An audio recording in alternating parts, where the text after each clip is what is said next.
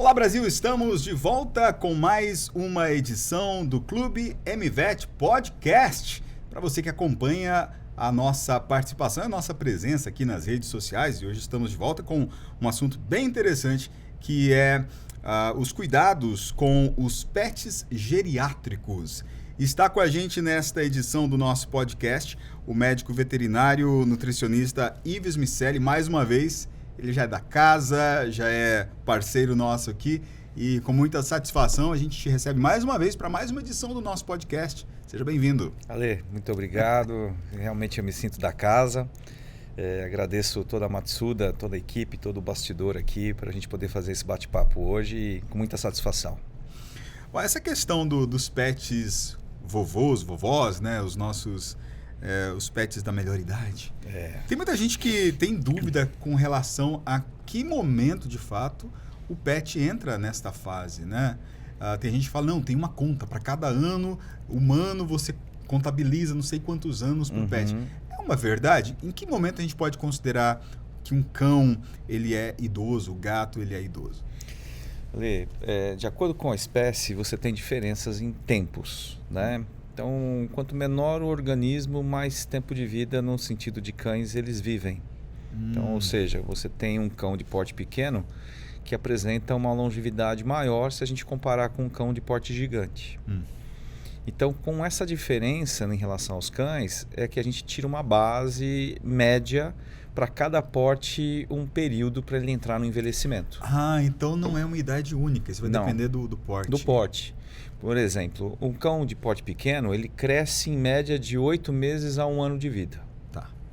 Só que ele apresenta uma longevidade praticamente 3 vezes mais de tempo se a gente comparar com um porte gigante. Nós podemos falar que um cão de porte gigante, o que é um cão de porte gigante? É aquele que na fase adulta ele pesa acima de 45 quilos. Tá? Um cão de porte pequeno, na fase adulta, ele pesa no máximo até 10 quilos. Tá. Porte médio fica no intervalo de 10 a 25. Porte grande de 25 a 45. Tá? Então, assim, você divide o cão em termos de porte em 4. Ok.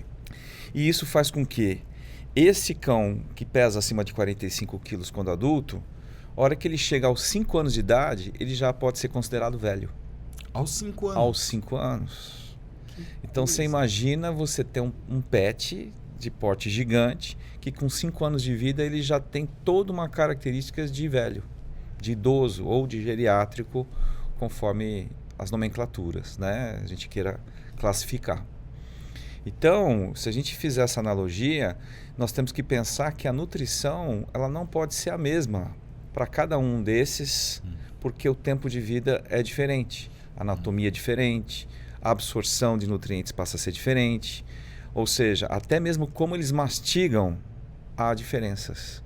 Então nós temos que analisar isso, por isso que a necessidade de termos alimentos em tamanhos diferentes, em formatos diferentes e em formulação diferentes também para cada um deles nesse sentido, né? E para os gatos, só complementando, a gente vai com os gatos numa analogia em relação aos cães de porte pequeno. Porque os gatos apresentam hoje uma longevidade maior do que se a gente comparar com 50 anos atrás. A média de vida há 50 anos de um gato adulto era em torno de 5 anos. Aí você vai falar assim, mas por que tão pouco tempo? Né? E hoje o gato vive 20, quase 30 anos junto a nós. Porque os gatos saíam mais, não tínhamos conhecimento da medicina felina como nós avançamos nessas 5 décadas. Né? E a nutrição ela foi avançando em paralelo. Só que e nesse paralelo, tendo uma influência significativa nessa longevidade. Então hoje a média de vida de um gato, ela praticamente triplicou. Ele passou de 5 para 15 anos em 50 anos. Né? Então para a gente falar que um gato é velho, gato não tem essa diferença de porte igual nós temos nos cães. Eu estava pensando sobre isso, né? Gato, basicamente, você não tem uma diferença tão grande como... Você pega um chihuahua e um dog alemão. Assim, universos completamente diferentes. Distintos. gato, em termos de porte, não tem uma grande variação. Sim, você né? tem algumas raças, alguns exemplares que ultrapassam de 10 quilos. Sim. E isso em porte tem um significado na questão da longevidade. Tá? Então, o gato da floresta norueguesa é um exemplo. Outras raças que ultrapassam aí o peso médio de 5 quilos, que vão mais para perto de 10, essas raças podem ter uma vida um pouco mais curta pelo porte. Ok. Tá? Então vai na semelhança que nós comentamos com a questão dos cães. Mas é uma variação muito pequena, né? Perto do que nós temos da diversidade de raças caninas aí, acima de 30 quilos, 25 quilos e tudo mais. Então, assim, hoje, para a gente classificar um gato como velho, a gente teria que estar mais próximo de 10 anos de idade. 10, 12 anos de idade, a gente começa a colocar um olhar diferenciado para esses gatos. Tá? Se nós analisarmos o que muda na fisiologia, primeiro, nós temos uma primeira etapa de vida que é o crescimento. Esse crescimento ele varia de acordo com o porte no caso dos cães. Pode ir até 1 ano, em média, para cães de porte pequeno, até 14, 15 meses para porte médio, de 15 a 18 meses para porte grande e acima de 18 meses para porte gigante. Então, o que nós estamos falando? Que um São Bernardo ele vai crescer até 2 anos de idade. Então, você imagina, com 2 anos de idade, eu tenho que dar uma alimentação de filhote para ele. Com 2 anos? Até 2 anos. Sim. E muitas vezes o proprietário oferece uma alimentação de filhote até apenas 1 ano de vida. E sendo que ele cresce 1 ano além. Né? Então a gente pode subnutrir esse animal, não por vontade, mas sim por talvez não ter uma orientação, não ter o conhecimento dessas diferenças. E já, no caso, aos 5 anos de idade, eu já tenho que me atentar que ele já está ficando velho. E aí, então ele vai de 2 anos até 5 com uma alimentação de adulto. Então eu ofereço uma alimentação de filhote até 2 anos, uma de adulto até os 5 e de 5 para frente já tem que ser alimento de velho. Então eu posso falhar muito se eu continuar utilizando, após os 5 anos, para um cão gigante, uma dieta que não é específica para ele conseguir absorver os nutrientes essenciais para a vida dele. Ô Ives, o que um alimento completo de filhote tem que um alimento para o cão adulto ele já não vai ter? Ou seja, qual é a diferença básica que faz com que um alimento sirva muito bem um filhote e esse mesmo alimento não seja tão interessante para um animal adulto? Tá. Se a gente pensar, qual que é o perfil de um filhote? Né? Ele está ali com toda a parte hormonal desenvolvendo, ele ainda não tem uma estrutura do trato digestório desenvolvida para assimilar nutrientes, como um adulto já desenvolveu, né? Ele não tem a parte óssea totalmente desenvolvida, a parte muscular precisa receber nutrientes para desenvolver, para aguentar a estrutura, dependendo do porte ainda mais. Então, assim, são vários fatores que têm de diferenças entre um filhote e um cão adulto. Então, se eu pensar na alimentação de um filhote, ela tem que ter um enriquecimento em teor proteico, em teor em vitaminas, teor em minerais, em energia como um todo, superior ao que eu ofereço para um indivíduo adulto. Tá? Então, se eu oferecer um alimento de adulto para um filhote, eu vou deixar essa alimentação falha. Vai faltar minerais, vai faltar vitaminas, vai faltar proteína, vai faltar gordura, e aí esse indivíduo pode ter um atraso no seu desenvolvimento. Essa questão do filhotinho ser mais ativo, de repente, eu acredito que isso, a questão racial também influencia. Tem raças que são mais ativas, outras mais calminhas, mas o filhotinho, em geral, quando pequenininho, ele tem uma energia que é uma coisa assustadora, né? Sim. Você está trazendo um comparativo extremamente importante. É esse comportamento ativo que é o resultado da energia que ele precisa repor por esse gasto. Já um adulto, aqui, por exemplo, eu vou dar exemplo de adulto que não é castrado, né? Ele tem também sua atividade, se for analisar por raça, muitos ficam correndo praticamente o dia todo. Nós temos exemplares em casa de Border Collie e Pastor. É o dia inteiro, o dia todo correndo. Se deixar à noite, eles estão correndo também, né? E tem outras raças que são mais tranquilas, mesmo também não sendo castrados. E aí, nessa analogia, nós precisamos o quê? Repor uma quantidade de nutrientes em maior concentração para o filhote, porque ele tem um gasto energético maior se a gente comparar a um indivíduo adulto. Mas se eu tenho um adulto ativo, eu tenho que ter uma energia de reposição para ele também diferenciada. Tá? Por isso até existe no mercado composições específicas para adulto em alta atividade. O que é um cão adulto em alta atividade? Dentro da ciência, constatou que um cão adulto que faz uma atividade física de até 1 hora, ele é um indivíduo que está nas condições normais. Se eu tenho um cão adulto que ele faz uma atividade física que ultrapassa 1 hora, você fala, mas como é que você vai calcular isso? Né? Se eu estiver junto, eu sou o dono, eu estou calculando o tempo que ele tem atividade comigo. Mas nós temos que calcular, nesse período de 24 horas, o quanto esse animal está em atividade. Então, isso em centros de pesquisa, em universidades, se estuda a parte comportamental e com isso a gente consegue ter esse resultado. Né? Então, para cada 1 hora de atividade, eu tenho que repor um percentual de energia além daquele que ele recebe.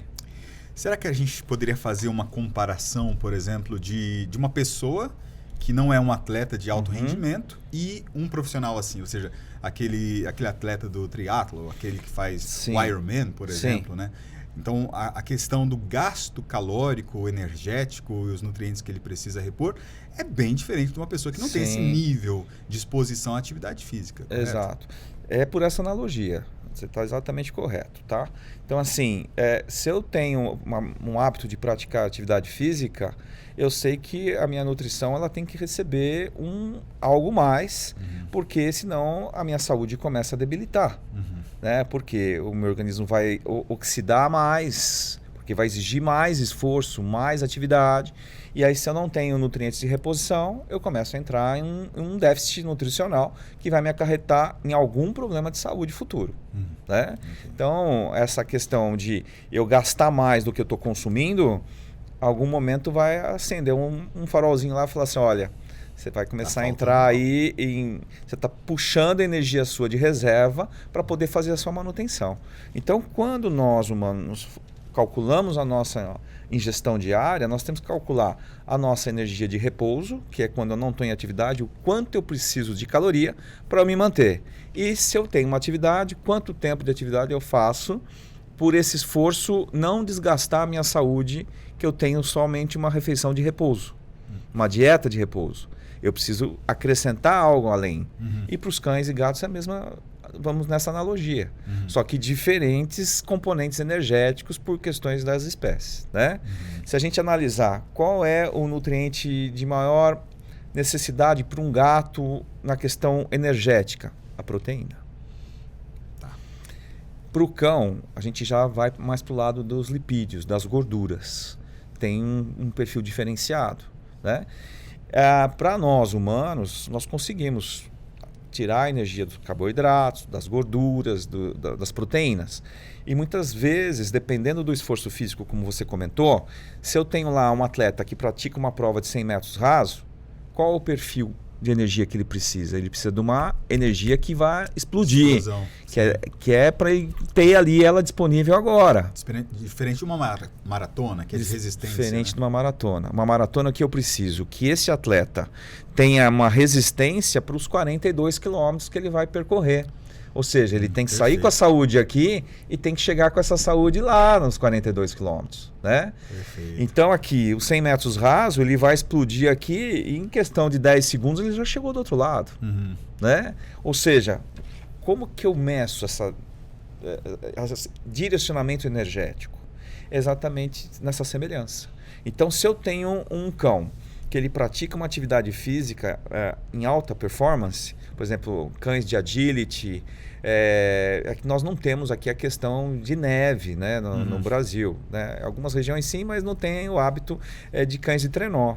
Existem provas na Europa que os cães passam lá mais de semanas em competição, a temperatura de menos 20, menos 30 graus Celsius, e vão lá puxando o trenó com o humano em cima vários dias. Então, como é que eles conseguem, né? Se não tem uma energia de reposição? Então, dentro dessa analogia, um atleta de 100 metros rasos, ele precisa de energia, mas com uma fonte invertida. Ele precisa de um carboidrato mais explodir. Né? Mas ele precisa de proteína, para manter a saúde dele, ele precisa de gordura para ter a reserva de energia, né? Se eu analisar um maratonista, ele precisa do carboidrato, só que ele não precisa de uma explosão. Ele precisa manter uma energia que está sendo liberada de modo constante para ele chegar. No final da prova, ele sentar e falar, estou saudável, não perdi energia nesses 42 quilômetros, não perdi saúde. Não perdi saúde. Né? Então vai nessa analogia. Então assim, se a gente for diferenciar essas necessidades do cão idoso, do cão geriátrico,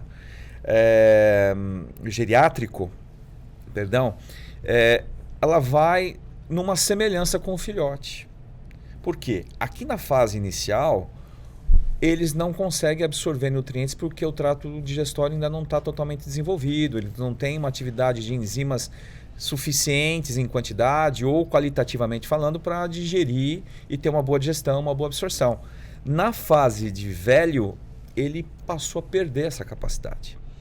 Ele diminui o olfato, os dentes começam a abalar e o cão reduzindo a capacidade olfativa, ele começa a não procurar o alimento. Ele começa a não identificar o alimento. Porque o primeiro estímulo seria o olfato? É o olfato. Né? Então o que eu preciso melhorar? Eu preciso melhorar o atrativo para esse animal ingerir o alimento. Então a palatabilidade é um ponto-chave. Eu preciso melhorar a digestibilidade, porque ele perde capacidade de digestão com o envelhecimento. As células intestinais elas vão atrofiando, vão morrendo, vão tendo perdas no decorrer da vida. Né? Doenças que ele não tinha, ele começa a apresentar de modo agudo e elas vão se cronificando com o fator idade. Quais doenças? Pode chegar uma doença renal, pode chegar uma doença hepática, uma doença cardíaca, a obesidade. Hoje a gente percebe nessa mudança do posicionamento do pet na sociedade, a obesidade sendo um fator bem significativo hoje, tanto em cães quanto em gatos. Né? Mas por quê? Nós mudamos ele de lugar. Tiramos ele do ambiente livre, de ele correr, de ele brincar, de ele caçar e trouxemos ele para cima da nossa cama, trouxemos ele para a nossa mesa. E aí ele perdeu todo esse sistema que ele estava habituado na natureza. Né? Então são fatores que a gente tem que atentar e nutricionalmente a gente pode ajudar. E pensando nessa fase do cão já idoso, né? Na nutrição de humanos a gente costuma ouvir dos profissionais, dos especialistas que você deve ter uma alimentação balanceada, uma boa alimentação quando você é jovem, porque se você quiser corrigir isso quando você chegar naquela fase de ser um idoso, de repente você já tem alguns problemas que foram provocados ou vieram por conta de uma alimentação ruim ao longo da sua vida, desregrada. Então eu queria, por curiosidade aqui, perguntar também com relação a isso. Se a gente verifica nessa fase de um animal idoso algumas enfermidades ou problemas que foram decorrentes, de repente, de uma má alimentação, quando esse animalzinho era filhote ou um animal adulto. Sim. Isso acontece muito, Ale. Claro que o mercado evoluiu bastante nesse sentido, só que muitas vezes a gente acaba pecando por exceder. Hoje, nesse cuidado maior que nós temos com os pets, além de a gente oferecer uma dieta que ele precisa receber, a gente começa a oferecer algo à parte, né? Porque ele gosta. Petisco, para agradar, né? Fazer carinho, pontos em fora de hora, até que o metabolismo não consegue ter uma boa absorção, né? Se nós fizermos uma análise, qual é o melhor horário para a gente oferecer o alimento para um cão e qual é o melhor horário para oferecer para um gato? O cão ele tem um ciclo metabólico dele, que nós chamamos de ciclo circadiano, mais ativo no período da manhã. Então, se a gente analisar até 10, 11 horas da manhã, é o intervalo ali das 6 até esse horário bom para você oferecer a dieta para o cão, independente da idade. Tá? Porque o metabolismo dele apresenta uma atividade mais acentuada nesse período. E o gato é mais para o terço final do dia. A partir das 4 da tarde, 5 da tarde, é o horário que ele consegue metabolizar melhor os nutrientes. E muitas vezes o dono não consegue estar presente e oferecer o alimento nessas condições, né? E vai oferecer quando pode, quando ele tem tempo ou quando ele realmente está próximo ao animal. Mas se a gente puder criar uma rotina para isso, isso já é um ponto importantíssimo de evitar problemas futuros. Não ficar trocando de alimento. Eu vou dar um alimento hoje, amanhã eu vou oferecer esse porque talvez ele vai enjoar daquele. Não. Nós temos que criar uma rotina e uma constância nutricional para eles. Com isso, a gente vai conseguir medir se aquele alimento realmente está sendo compatível pelo modo, pelo modelo de vida, pela atividade e pelos nutrientes que realmente ele precisa para essa cobertura. Então, a gente encontra, sim, problemas de saúde que foram ocasionados por mau manejo nutricional na fase de filhote. Quais problemas você pode ter? A própria obesidade. Se você chegar para um indivíduo que está ali com 6 meses de vida, ele já está praticamente aí com 80% do peso que ele teria que estar quando adulto, já é um grande candidato à obesidade futura. E aí você vai ter que fazer todo um trabalho para reverter isso e prevenir as consequências dessa obesidade. Quais consequências? Problemas articulares, problemas cardíacos, problemas dermatológicos, ou seja, uma série de enfermidades que a obesidade vem, abre a porta e vamos lá, né? E aí, pensando ainda nessa questão de consequências, a subnutrição também. Porque às vezes eu falo, não, porque eu tenho um hábito de comer pouco, o meu animal vai comer semelhante a mim, então vai comer pouco, né? Eu sou vegetariano, ele tem que comer vegetais como eu como. Eu não tenho nada contra, é muito importante a gente salientar isso, mas ele tem as necessidades particulares dele, assim como nós temos a nossa, né? Então tudo isso tem que ser levado em consideração e se houver necessidade de suplementação, de colocar algo além do que a dieta que ele recebe para cobrir alguma necessidade, se for necessário, consultar um médico veterinário para que tenha essa orientação de modo preciso. Né? Fazer os exames, acompanhar com mais constância nessa revisão de saúde, dependendo da faixa etária. Então, se eu quero um adulto sadio, eu tenho que trabalhar muito bem a nutrição desse meu filhote para ele chegar a ser um adulto sadio e mais ainda, um velhinho saudável, né? E que é o que acontece com nós humanos. Nosso modo de vida, né? Hoje todo mundo com quem você fala, eu não tenho tempo e faz aquela refeição rápida aqui, rápida lá, não faz uma análise do que está consumindo e em algum momento isso vai explodir, ou para cima ou para baixo, vai sobrar ou vai faltar. E essa sobra ou essa falta são as consequências que a gente tem que levar. Você comentou algo bem no começo do nosso bate-papo sobre longevidade, a gente estava falando também nos bastidores, antes da gente começar aqui nossa gravação, sobre essa questão dos cães e também dos gatos viverem mais hoje em dia, até você comentou agora há pouco, em comparação a algumas décadas atrás. Isso, acredito que tem como princípio um conjunto de fatores, mas a nutrição, acredito que tem um peso importante, né? Sim. Queria que a gente falasse um pouquinho mais disso, como a nutrição vai contribuir para que esse nosso cão, na velhice, tenha uma boa velhice. Porque tem isso também, né? Você pode ter uma velhice mais tranquila, mais saudável, ou ter uma velhice cheia de complicações, cheia de problemas. Então, assim, como vai ser a velhice, né? Com que qualidade de vida o pet vai passar por esse período da velhice? Isso tem a ver com a nutrição? Tem bastante a ver, né? A gente, na verdade, é assim, Ale, eu não gosto de colocar a nutrição como responsável dessa questão, tá? Mas ela tem uma grande participação, tá? Porque senão eu posso achar que tudo a nutrição causou ou vai resolver, né? Então, assim, se eu fizer um manejo adequado de filhote para esse animal, seguir as orientações profissionais, tentando manter uma rotina para esse indivíduo, isso já vai um bom caminho para ele chegar numa fase adulta e de idoso saudável. Claro, nós temos doenças que vão aparecendo nesse percurso todo da vida. Doenças agudas, doenças crônicas, como até mesmo câncer e outras enfermidades, mas a gente consegue, se a gente controlar a nutrição, retardar o aparecimento dessas doenças ou frear até mesmo a evolução delas. Tanto que nós temos linhas hoje disponíveis no mercado que são dietas específicas para uma determinada enfermidade. E que nas linhas Super Premium existem vários nutrientes disponíveis nos alimentos que auxiliam na prevenção dessas doenças. Como exemplo, a condroitina, a glucosamina, que nós temos disponíveis nos alimentos para cães e gatos também, algumas formulações, onde ela atua na questão da articulação. Ou seja, quando que o animal apresenta um problema articular? Na fase jovem, ele pode apresentar. Lembrando que a quantidade que está lá desse nutriente na dieta, ela não é para um tratamento, ela é para uma prevenção. Boa. Tá? Normalmente as linhas Super Premium, elas vêm com uma pegada preventiva. Se eu quero tratar, eu vou ter que usar um medicamento ou usar de dietas que têm níveis diferenciados desses nutrientes, já adequado para tratar. Tá? Sim.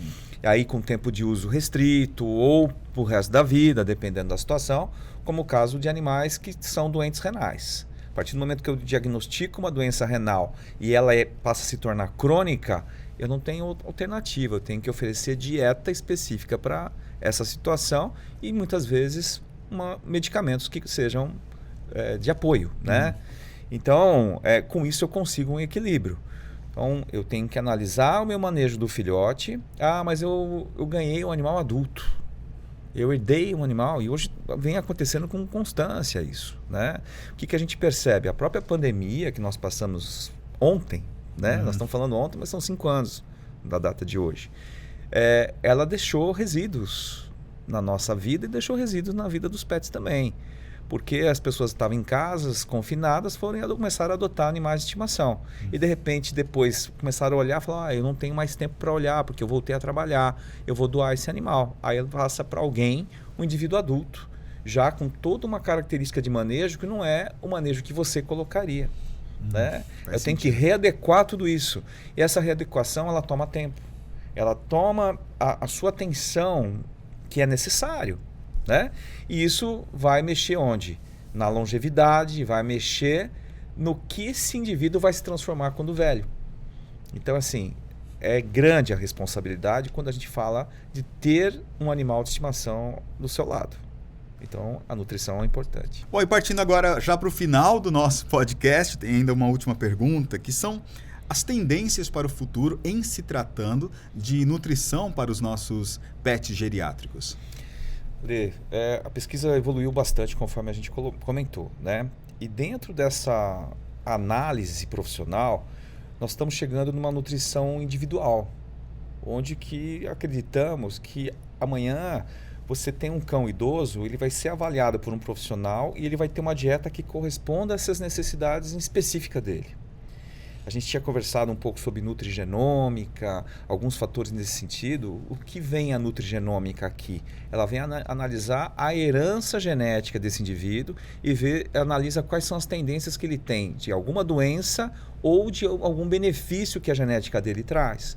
E eu posso escolher nutrientes que vão... esse animal tem tendência a ter câncer, eu vou já adicionar alguma coisa na dieta dele. Então, até mesmo as grandes marcas estão fazendo mundialmente alguns movimentos de... eu mando a receita, eu sou médico veterinário, eu mando a receita, a empresa vai lá, analisa o que vai e manda preparar de acordo com a necessidade que o animal apresenta. Mesmo sendo um alimento industrializado. Que coisa impressionante, hein? Então, assim, eu não vou dizer que é para amanhã, mas o amanhã pode ser o depois de amanhã que nós teremos algo semelhante. E todo esse estudo que a gente vem trazendo, de todo esse aumento de longevidade humana, ele passa a ser compatível com a longevidade de cães e gatos.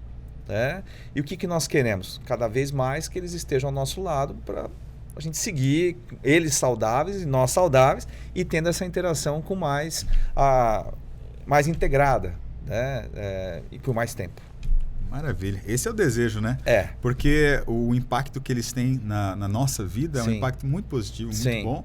E a gente quer que esse impacto dure o máximo possível, não é? Sim, a gente comentou, nós temos filhos, você tem filhos, eu tenho filhos, meus filhos já estão adultos, mas eles cresceram em companhia de animais de estimação. Então a gente sabe o quanto de bem-estar eles nos trazem e essa interação é extremamente saudável e em todos os sentidos. Tá certo, Ives, muito obrigado mais uma vez pela sua participação. Agradeço. É sempre um prazer ter você aqui com a gente. Eu que agradeço, Ale, agradeço toda a equipe Matsuda, todo o bastidor aí que sempre com muito carinho traz a nossa presença junto aqui. Bom, a gente fica por aqui em mais uma edição do Clube MVET Podcast. Obrigado pela sua companhia. Comente, compartilhe, deixe seu like também. Isso é importante para o nosso trabalho. E até o próximo encontro aqui em mais uma edição do nosso podcast. Matsuda Pet, eles são tudo pra gente.